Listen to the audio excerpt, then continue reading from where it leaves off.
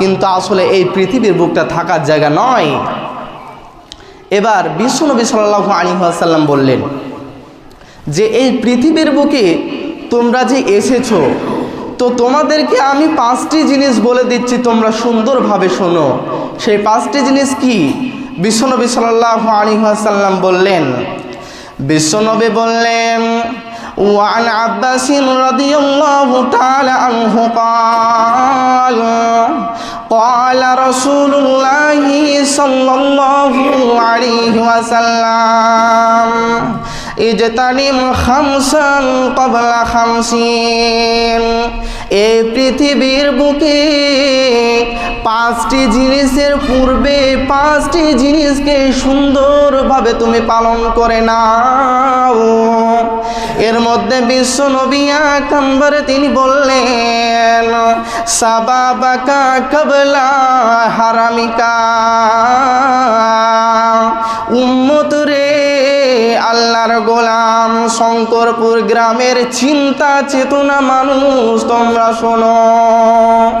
তোমরা একটা কাগজ কলম নিয়ে বসে যাও, অঙ্ক করো, হিসাব বের করে নাও। জীবনে যৌবন একবার পাবে,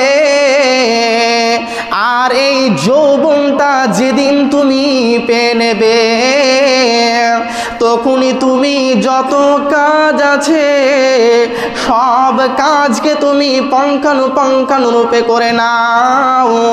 যেদিন তোমাকে বার্ধক্যে এসে ধরে নেবে, যেদিন তোমাকে বৃদ্ধ হতে হবে, সেদিন তুমি কোনো কাম করতে পারবে না। যেদিন তুমি বৃদ্ধ হয়ে যাবে, সেদিন তুমি ভালো মতো নামাজ পড়তে পারবে না, রোজা রাখতে পারবে না। তুমি যেদিন বৃদ্ধ হয়ে যাবে, তোমার শরীরে শক্তি থাকবে না, তেজ থাকবে না। তুমি নামাজ পড়বে, তোমার হোঁটা ব্যথা করবে, কোমর ব্যথা করবে। এর জন্য তুমি যতদিন যৌবন পেয়েছো, ততদিন তুমি আল্লাহর রাস্তায় তোমার যৌবনকে কাটিয়ে নাও। আমরা যতদিন যৌবন পেয়েছি, আমরা এখন যুবক, আমাদের এখন যৌবন আছে, আমাদের শরীর গরম, আমরা যা ইচ্ছা তাই করতে পারবো। এখন আমাদের হালকা বয়স, আমরা যেদিন বৃদ্ধ হয়ে যাব, আমাদেরকে যখন বার্ধক্য এসে যখন ধরে নেবে, তখন আমরা কিন্তু আর ভালো মতো নামাজ পড়তে পারবো না, তাহাজ্জুদ পড়তে পারবো না, আমরা কিছুই করতে পারবো না, খুব কষ্ট হবে। এর জন্য বিশ্বনবী বলছেন, 5টা জিনিস আসার পূর্বে তুমি 5টা জিনিসকে ভালোভাবে তুমি করে নাও। এরপরে বিশ্বনবী সাল্লাল্লাহু আলাইহি ওয়াসাল্লাম বললেন যে তোমাদের যখন যৌবন থাকবে, তখন তোমরা শিক্ষা অর্জন করো, তোমরা নিজে শিখো এবং তোমার সন্তানদেরকে অপর দেখে তুমি শিক্ষা অর্জন করাও, তাদেরকে শিক্ষা দাও। এবং তুমি কি করো, তোমার যখন যৌবন থাকবে, তোমার সংসারে তোমার পরিবারের দায়িত্ব তুমি নিয়ে নাও। কারণ তুমি যুবক, তোমার অনেক কাজ আছে, তুমি ইনকাম করো, টাকা উপার্জন করো এবং তোমার পরিবারের পেছনে তুমি খরচা করো। বিশ্বনবী সাল্লাল্লাহু আলাইহি ওয়াসাল্লাম তিনি নিজে বললেন। এরপরে আমাদেরকে কি করতে হবে? আমাদেরকে পিতামাতাদেরকে ভালোবাসতে হবে, তাদেরকে দেখতে হবে, তাদের দায়িত্ব আমি সন্তান আমাকে নিতে হবে।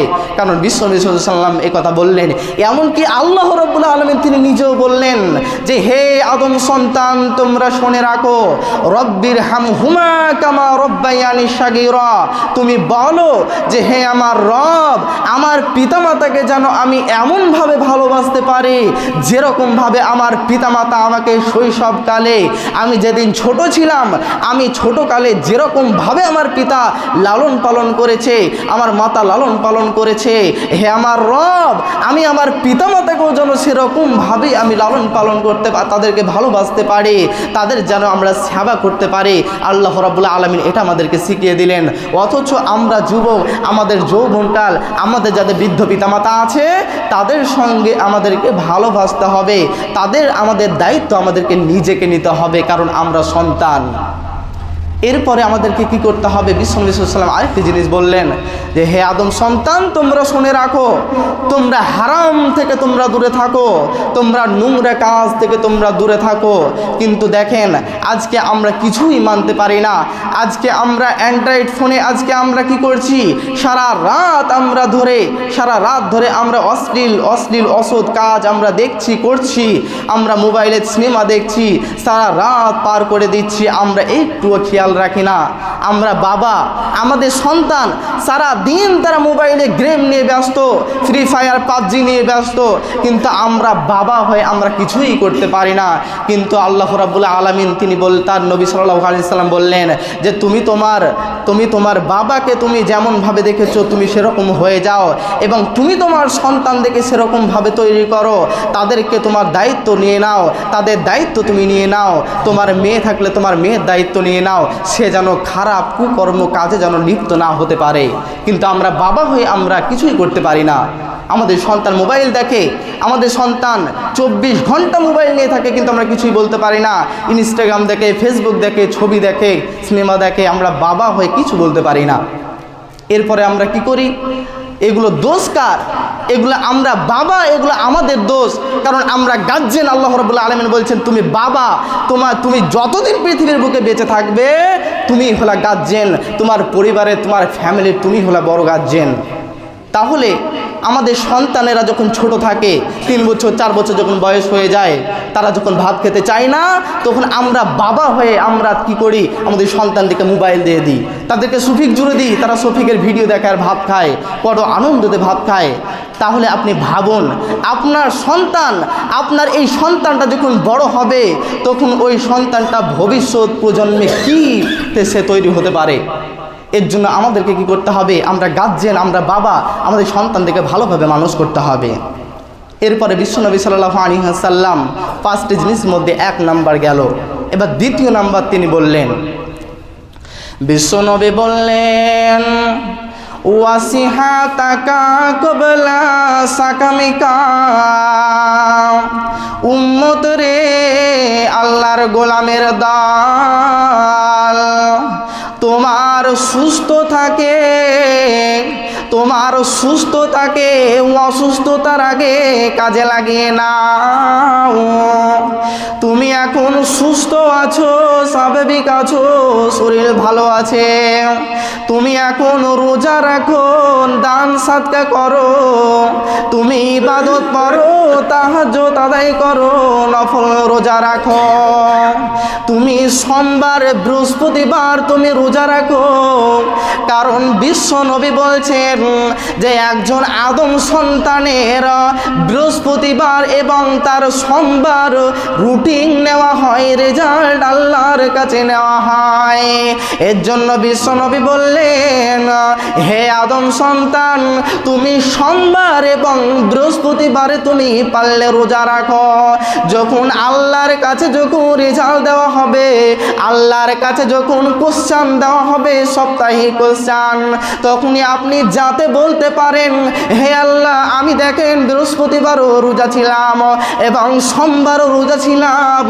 এর জন্য বিশ্ব নবী বলছেন, তোমার যখন যৌবন থাকবে তখন তুমি রোজা রাখো, নফল রোজা রাখো, এবং তুমি তাহাজ্জুদ পড়ো, বড় করে নামাজ আদায় করো, তুমি টাইম নিয়ে নামাজ আদায় করো, কারণ এগুলো তোমার আখিরাতে দিনে কাজে লাগবে। বিশ্বনবী সাল্লাল্লাহু আলাইহি ওয়াসাল্লাম বললেন যে তুমি যখন নামাজ আদায় করবে, টাইম নিয়ে নামাজ আদায় করো, বড়ভাবে নামাজ আদায় করো। তাহলে কি আমরা বড়ভাবে নামাজ আদায় করব? বিশ্বনবী সাল্লাল্লাহু আলাইহি ওয়াসাল্লাম জামাতের জন্য বলেননি, জামাতের জন্য বললেন যে তোমরা যখন একাই যখন নামাজ পড়বে তখন তোমরা বড় করে নামাজ পড়বে, তোমরা অনেক বড় করবে, যতক্ষণ তুমি দাঁড়িয়ে থাকতে পারো ততক্ষণ তুমি নামাজ আদায় করবে।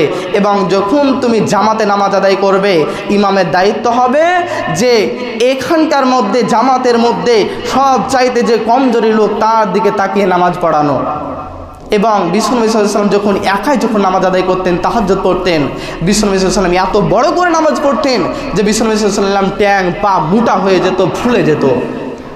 এরপরে বিশ্বনবী সাল্লাল্লাহু আলাইহি ওয়াসাল্লাম এবার 3য় নম্বরে তিনি বললেন, বিশ্বনবী বললেন ওয়াগিনাকা ক্বাবলা ফাকরিকা, ওয়াগিনাকা ক্বাবলা ফাকরিকা। যখন তুমি দরিদ্র হবে তার আগে তোমার টাকা পয়সা ধন সম্পত্তিকে দান করে দাও, গরিবকে দাও, অসহায়কে দাও।